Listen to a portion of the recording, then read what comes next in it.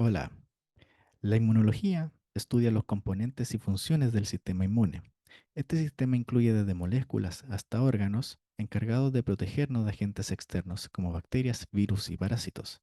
Para esto, este sistema necesita diferenciar los elementos propios, proteínas, antígenos que nosotros generamos normalmente en nuestros procesos celulares y hacer la diferencia respecto a antígenos que sean extraños o elementos extraños que podemos encontrar en bacterias, virus, parásitos, que tienen como finalidad ingresar a nuestro organismo y poder así reproducirse.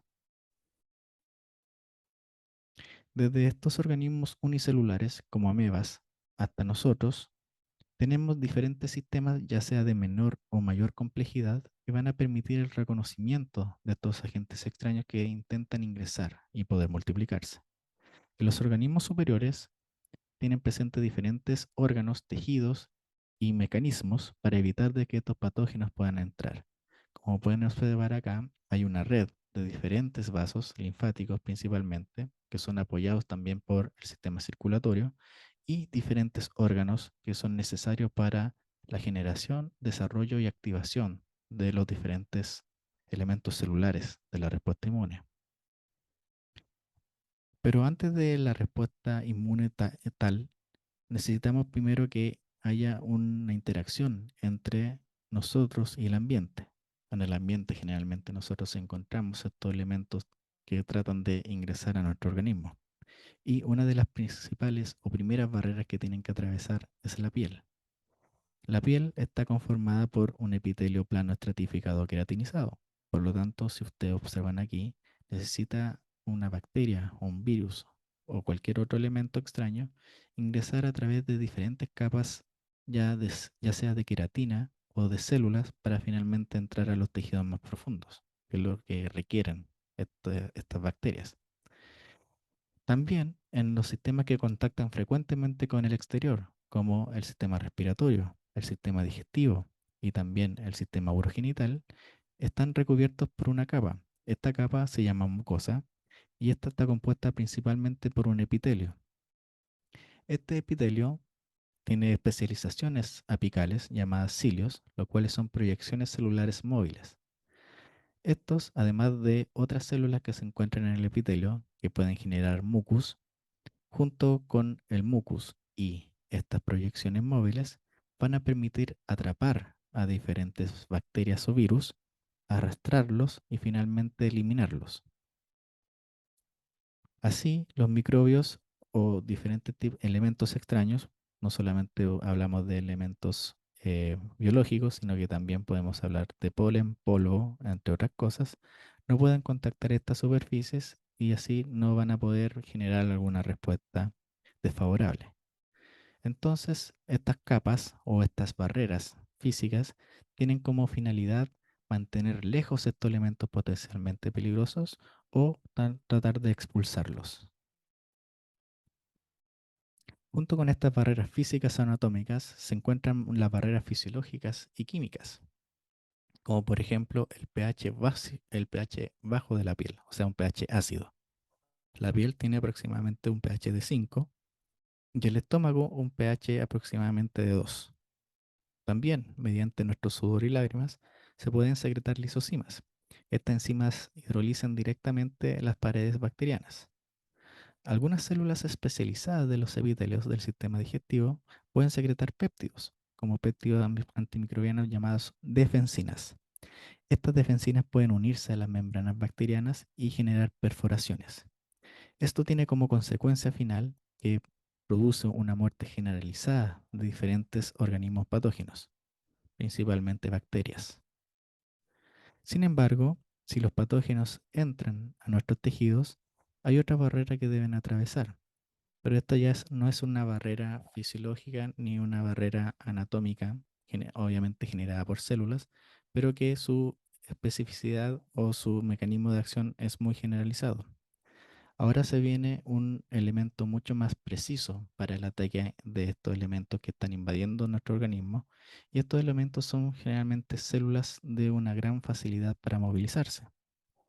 Estas células vigilan tejidos. Estas células pueden estar residentes, o sea, viviendo un tiempo más que suficiente dentro de esos tejidos, vigilándolos, o también pueden llegar a través de la circulación, ya sea a través de estos vasos sanguíneos o también de vasos linfáticos, para poder llegar finalmente a la zona infectada. La mayoría de estas células efectoras contra estos patógenos provienen de células progenitoras de la médula ósea. Acá en esta imagen nosotros podemos observar un corte histológico de la médula ósea, donde pueden observar una gran celularidad. Entre estas células nosotros podemos encontrar las células progenitoras o células madre hematopoyéticas. Y de estas células madre hematopoyéticas pueden diferenciarse dos líneas de desarrollo. Uno es la línea linfoide o línea progenitora linfoide y la otra es la línea progenitora mieloide. De la línea progenitora linfoide van a producirse finalmente todos los tipos de linfocitos, mientras que de la célula progenitora mieloide se van a generar tanto granulocitos como monocitos.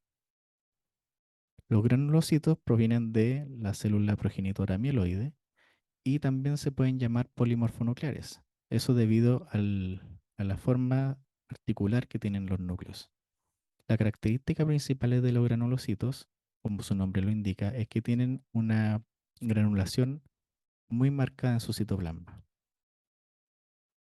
Los neutrófilos son los granulocitos más abundantes en la sangre. En la frotis se pueden observar con un núcleo multilobulado y un citoplasma con una fina granulación que no es teñida ni por colorantes ácidos ni básicos. Por eso se llaman neutrófilos.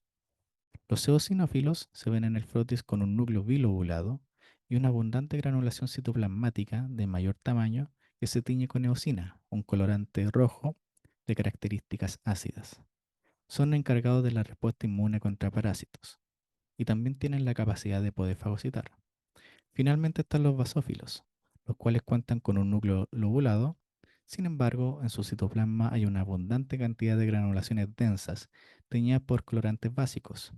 El contenido de estos gránulos le permiten combatir parásitos y también sustancias bioactivas, como la histamina, uno de los principales componentes de estos gránulos, pueden desencadenar una respuesta inmune intensa, como por ejemplo en las reacciones alérgicas. Otras células de origen mieloide son las células especializadas en fagocitar, como los monocitos y macrófagos. Los monocitos están presentes en la sangre como células sin evidente granulación en su citoplasma y de mayor tamaño en comparación con los granulocitos. Su núcleo no está lobulado y generalmente tiene una forma arriñonada este núcleo. Cuando esta célula sale de la sangre y entra a los tejidos, pasa a llamarse macrófago. Este macrófago tiene algunas proyecciones citoplasmáticas, pero también una gran cantidad de lisosomas en su citoplasma, lo cual favorece la capacidad fagocítica y de poder eliminar elementos que fagociten. Estos pueden fagocitar bacterias y también son capaces de procesar los componentes de esas bacterias fagocitadas para presentar posteriormente antígenos a células del sistema inmune.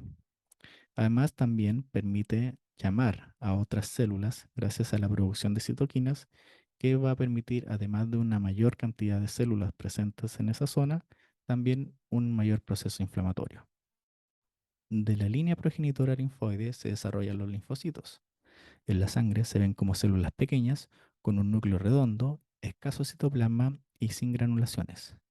En las infecciones virales puede aumentar la cantidad de citoplasma en comparación con el núcleo. Estos tipos de células se llaman linfoblastos o linfocitos reactivos. Estas células son los efectores de la respuesta inmune específica y los más destacados en esta respuesta son los linfocitos T y los linfocitos B. Los linfocitos T están encargados de la respuesta celular del sistema inmune gracias a la producción de citoquinas y también la citotoxicidad que ellas provocan. Los linfocitos B, su característica principal es que sintetizan inmunoglobulinas, las cuales se encuentran en la superficie de sus células. Al diferenciarse estas células o linfocitos B, pasan a llamarse células plasmáticas o plasmocitos. Y estos son encargados de secretar y liberar finalmente esta inmunoglobulina a diferentes líquidos corporales, principalmente la sangre, y después posteriormente pasan a otras partes del cuerpo. Las células plasmáticas están generalmente en estos tejidos linfoides y periféricos, y en los tejidos se pueden observar como estas células ovaladas con un núcleo redondo y desplazado hacia un extremo. ¿Por qué?